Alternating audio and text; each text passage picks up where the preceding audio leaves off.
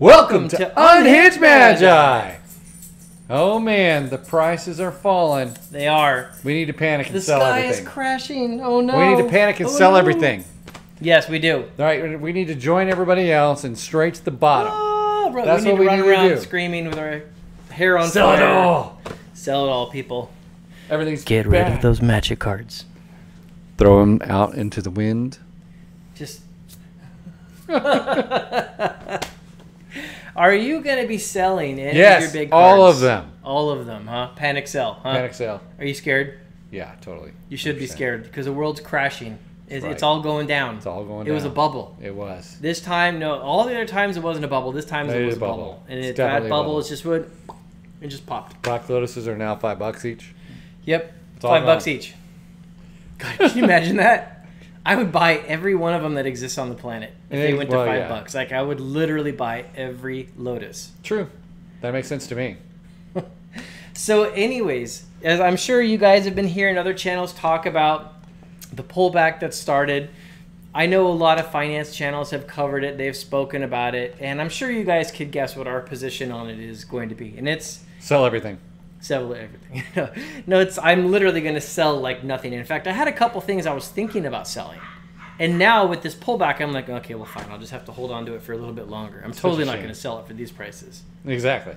Why would you? Yeah. And I wasn't going to sell any of it for the purpose of like making a profit. I was literally just going to sell these cards and go buy these cards, right? But it's like now I'll just go buy those cards when they drop in price. Exactly. And then I'll wait for the other ones to go up and then sell those ones to go buy other cards. See, it's a perfect opportunity to buy. When things go low, you buy. When things go high, you sell. So my question that I keep asking myself is what's going to be the point to start buying? And like, you know, of course that it's hard to pick bottoms. You know, nobody can pick bottoms perfectly. No one's going to have like, you know. That just reminds me of I like big butts and I can't. Sorry. I just like a big ass. No, seriously, nobody can actually pick bottoms in an industry that accurately. Well, except one person. No, I'm just kidding. Except this guy. So all you can do is like when you know it's retraced and you're pretty sure it's going to go back up, you know, just start making some purchases. Just maybe just don't roll all in at once. Just start dollar cost averaging, you know, like a little. If you have this much money to spend buying cards, just start buying at little chunks at a time. So that way nobody notices what's going on. Some of your purchases are going to be like closer to the bottom. Some of them won't, right? And that's okay. That's about all you can actually do. Yeah, pretty much. So, yeah, I mean, but selling right now, for the expensive value stuff, no. However, certain things like I put in another video that are new and that kind of stuff, like Ikoria, maybe sell now because... And then you can actually buy into other things like dual lands and that kind of stuff because they drop in price. So that is a really valid question because yeah. some of the pullback isn't relative. Some of them are going to pull back more than others. Exactly. So Double Masters hasn't pulled back very much. So if you wanted to sell those and go into dual lands or something like that have pulled back, then you know what? I would think that's not a bad idea. Right? Like sealed boxes of Time Spiral Remastered has not pulled back a lot. And if you found something like a revised dual land that's dropped in price, my gosh, man, sell the Time Spiral Remastered and go get the dual land. Exactly. That is totally, that's a great trade. Exactly. That would be a good trade. So therefore I would like, you know, so those are the kinds of things I would think of if you're actually buying product, right? Mm-hmm. So if you're sitting on anything like a little tiny box here or there, it can actually turn into some kind of great value in the future. Mm-hmm. Yeah, so it's definitely a good time also to start piling up cash. You know, like just if there's ever a good time to cut your spending and just try to like live cheap and start building up some money to just kind of move it into a market, I mean, now's probably a good time to do that. Because I mean, let's face it, folks, we're coming into inflationary times. Like the overarching thing that's going to be happening over the next like 10 years is probably inflation, right? Woot! And so like a pullback in something that's an asset that is likely to go back up in value, yeah, that's a good time to buy. That's not a good time to sell. True. That way you can sell it later when inflation starts to rise. So that's good. So which things are you targeting to maybe actually start buying and which things are you targeting to sell so far? And this doesn't have to be your final answer. Just where's your head at the moment? Well, we're probably gonna be doing the Patreon thing and selling the boxes through there. And so I'll be gaining cash through there, and I'll probably. We haven't spoken about that yet. I know. Yeah. Well, yeah. Well, we're not really talking about it right now, anyways. So. You guys didn't hear anything. Yeah. Just sorry about that. But yeah, we are gonna be. I'm gonna be. I mean, selling the newer stuff to actually buy more reserve list kind of items, or items that I think potentially will have exceptional growth, like autographed cards that I see that I believe are more rare than others, or like dual lands and just sit on them like cash money, because dual lands are like cash money in Magic the Gathering. Really, they're like placeholders. So what I've been starting to watch is there's a lot of like reserve list and old cards, like things that like don't have an enormous supply, but people have recently started to buy them out.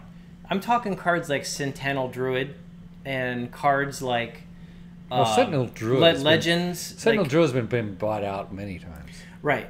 But the point is that like in this pullback, the supply of those is a little larger. And there might be some people that might panic sell. And if they panic sell, that price might tank. And so if Sentinel Druids pull back anywhere close to the price that they were at before, I might just start scooping some up. Yeah. Another good one would be like cards that are less desirable because they're not the best cards, but they are reserve list and they are rare. For example, like a Legends Gold creature, legendary creature. Some of those have really moved in price. Yeah, that's because people want to make sets. Yeah, that's part of it. And there's also people just buying up reserve list cards. There's a lot of those Legends Gold border cards they're not that great. They don't see a lot of play. Most of them suck. Yeah, but they are reserve list, and there's not a lot of Legends rares out there. And so people have started to invest in them. Like Angus McKenzie is probably a pretty good example, right? Well, he's actually not a bad card either. He's not terrible, right? Yeah. So if some of those cards, he costs only 3, right, to put on the board.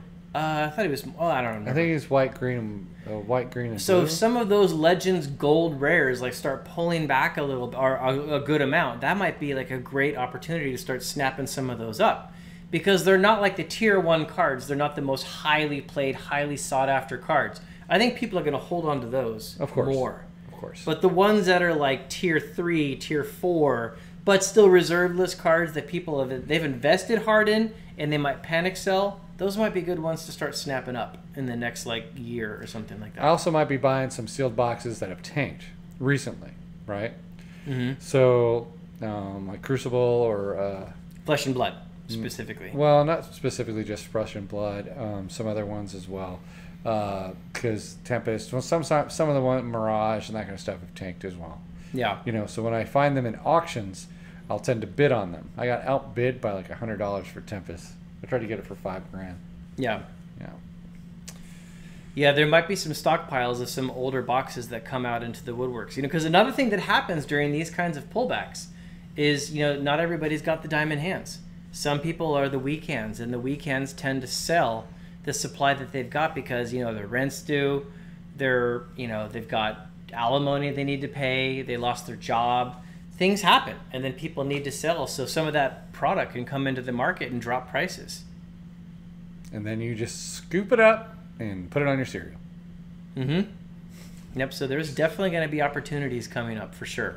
Well, for now, I don't think it's going to last long. That's the other thing. That is a good question. Duration time for this, I'm expecting not very long because maybe a month and a half. Yeah, in normal economic times, when the world isn't going through crazy inflationary central bank repo market problems, when we don't have all this craziness, then I would have a much more reserved position. Like, who knows how long this pullback's going to last? This could be 10 years. This time, in an inflationary environment, I have a hard time imagining this lasting very long. I really don't think it will. The money's going to actually start pouring out again. So I think the pullback, the consolidation in Magic the Gathering is going to be short term, and then suddenly it's going to go like on fire again. Hit the gas. And you're going to turn around.